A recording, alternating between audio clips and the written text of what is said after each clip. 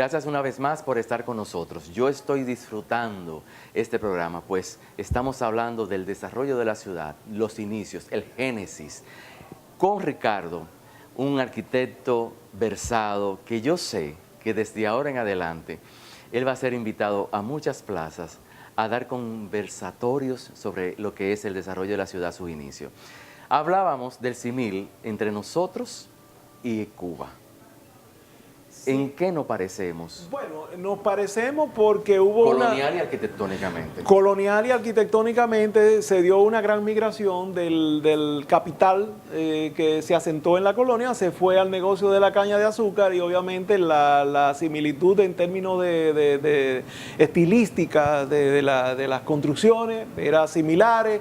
Obviamente La Habana fue una ciudad mucho más grande, mucho más extensa, su zona colonial es mucho más extensa, pero nosotros tenemos que sentirnos muy orgullosos de que la nuestra es una de las zonas colonial que fue redeclarada Patrimonio de la UNESCO, sí, por lo que reviste, la importancia que reviste su primer asentamiento, sus primeras construcciones, sus primeras instituciones como las iglesias de los jesuitas, la propia catedral, la primera universidad del Nuevo Mundo en América y sobre todo lo que hoy el Museo de la Casa Real, que era el Palacio de las Capitanías y Gobernación y Real Audiencia de Indias Occidentales, era el nombre característico. Orgullosos los dominicanos de ser los primeros en edificaciones importantes en el Nuevo Mundo. Así somos los dominicanos. Siguiendo en el Conde, continuando con el Conde, llegamos a la Palo Hincado y salimos de la muralla. Esos asentamientos, vamos a decir, desarrollo urbano, a partir de ahí, ¿cuáles fueron?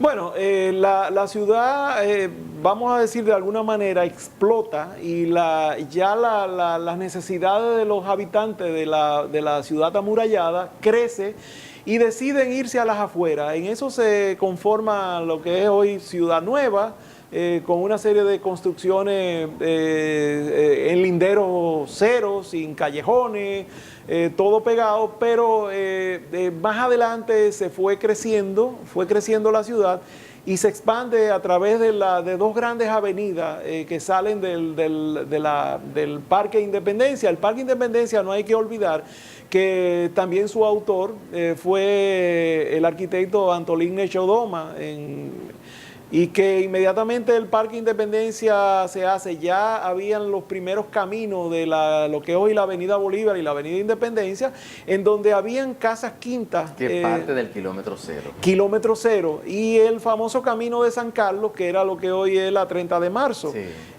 La ciudad se va expandiendo hacia el oeste por las necesidades que tienen los habitantes de vivir un poco más holgado. Y obviamente se da el famoso ensanche Lugo, el ensanche Primavera, posteriormente se da Gascue con el señor, un español, un señor militar de origen español que era dueño de unas tierras y se construye Gascue. Gascue fue en su época la ciudad jardín.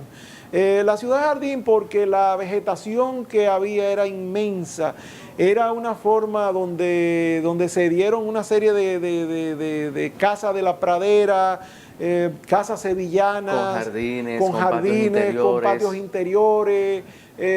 Gascue fue una maravilla. Hablaste de la parte sevillana y es bueno señalar que en muchas de esas casas la cerámica, los pisos, las baldosas eran de Sevilla, de ese diseño sevillano. Sobre todo los techos de tejas. Y los techos de tejas. Los techos de tejas. Posteriormente entra la generación que mencionamos hace un rato de Guillermo González y de toda la generación que vino con el racionalismo y se comenzaron a hacer unas construcciones de carácter racionalista en pleno Gascue.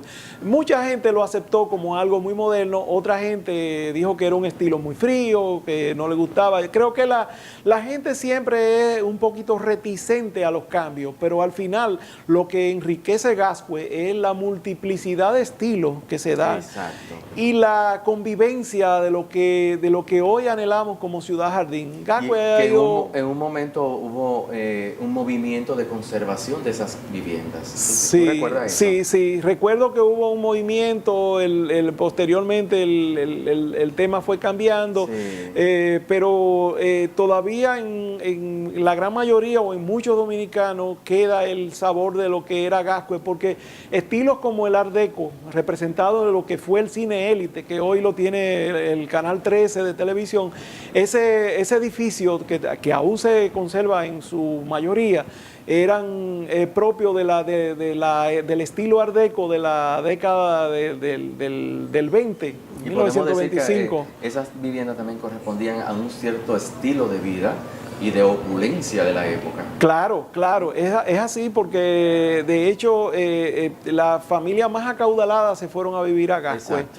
Posteriormente la ciudad solo llegaba hasta la Leopoldo Navarro y ya en tiempo, digamos, bastante reciente es que la ciudad se expande a partir de la Leopoldo Navarro, donde quedaba en la propia avenida San Martín el aeropuerto de la ciudad, que es el General Andrews, y que esa zona a partir de la década del 60 o del 66 se rompe y se desarrolla la ciudad de forma muy exponencial. Sí. La ciudad se desarrolla grandemente con las grandes avenidas, la prolongación crece demasiado. El gobierno de Balaguer trató de contener la ciudad. Tuvo un intento de planificación Y de tratar de contener la ciudad, digamos, con zonas como primero fue la Fabrice Frar, Sí. que es lo que es hoy la Abraham Lincoln, pero ya la ciudad se desbordó y más allá de la 27 de febrero se llegó a esta Herrera, que era una comunidad, y la Luperón se trató de mantener eso creando una zona industrial, pero la ciudad ha crecido de una manera vertiginosa, lo cual no es malo, pero es importante concentrarse en la parte de planificación. Y que exista para el desarrollo de la ciudad, siempre es bueno que exista la planificación territorial. ¿Qué significa esto? Que cuando se desarrolla una urbanización, esa urbanización debe de contar con los servicios básicos: hospital, supermercado, estación de autobús, estación de gasolina, y todo un engranaje para que la ciudad se vaya desarrollando con criterio, vamos a llamarlo de esa manera. Claro, y sobre todo los servicios, porque los servicios básicos de agua, electricidad, ahora comunicación, data, que ahora se han agregado una serie de cosas de acuerdo a la modernidad que se vive hoy en día. Eso se haga acorde con el crecimiento que muestra la ciudad. Es decir, las ciudades crecen y eso es imposible controlarlo. Lo que sí se puede es tratar de caerle atrás y de responder con los cambios que ella misma demanda.